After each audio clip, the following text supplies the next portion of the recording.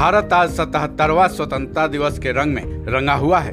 आज पूरे देश की फिजाओं और लोगों के रगों में देशभक्ति दौड़ रही है। आज़ादी के 77वें पर्व पर हमारे देश के प्रधानमंत्री नरेंद्र मोदी ने दिल्ली के लाल किले पर राष्ट्रीय ध्वज तिरंगा फहराया।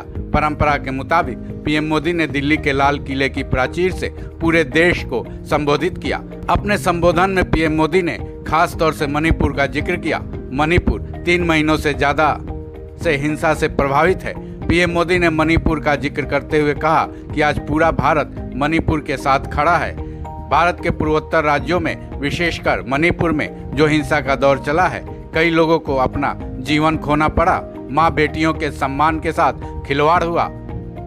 फिर उन्होंने आगे कहा, लेकिन कुछ दिनों से लगातार शांति की खबरें आ रही हैं। देश मणिपुर के लोगों के साथ है। पीएम मोदी ने मणिपुर के लोगों से अपील की कि वहां लोगों ने कुछ दिनों से जो शांति बनाए रखी है उसको आगे बढ़ाएं। शांति से ही समाधान का रास्ता निकलेगा। केंद्र और राज्य सरकार साथ मिलकर उन समस्याओं के समाधान के लिए भरपूर प्रयास कर रही है और करती रहेगी। उम्मीद है कि पीएम मोदी की इस अपील का मणिपुर के लोगों पर शायद कुछ असर पड़े और वहां जल्द से जल्द पूरी तरह से शांति कायम हो सके। पीएम मोदी ने लाल किले के प्राचीर से अपने भाषण की शुरुआत में देशवासियों को 77वें स्वतंत्रता दिवस की शुभकामनाएं दी। उन्होंने कहा कि इतना बड़ा देश, 140 करोड़ मेरे भाई बहन, मेरे परिवारजन आज आज़ादी का पर्व मना रहे हैं। मैं देश के कोटि कोटि जनों को, देश और दुनिया में भारत को प्यार करने वाले, भारत का सम्मान करने वाले कोटि कोटि जनों को इस महान पर्व की अनेक अनेक शुभकामनाएं देता हूं।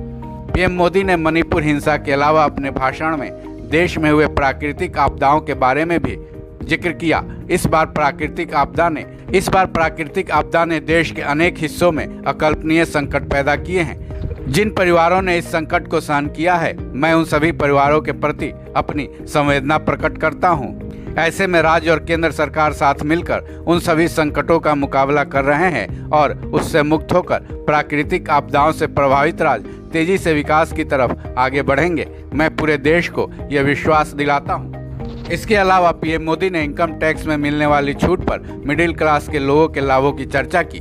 कोरोना के बारे में, युद्ध के बारे में और महंगाई के बारे में भी अपने भाषण में पीएम मोदी ने चर्चा की। उन्होंने कहा कि पूरी दुनिया फिलहाल महंगाई के संकट से जूझ रही है। भारत का दुर्भाग्य है कि उसे महंगाई इंपोर्ट करना पड़ता है। हालांकि इंडिया ने इस पर नियंत्रण रखने के कई प्रयास किए हैं। महंगाई से देश को पूरी तरह से मुक्त कराने के हमारे प्रयास जारी रहेंगे। इस खबर में बस इतना ही। बाकी अपडेट्स के लिए जुड़े रहें वन इंडिया हिंदी के साथ।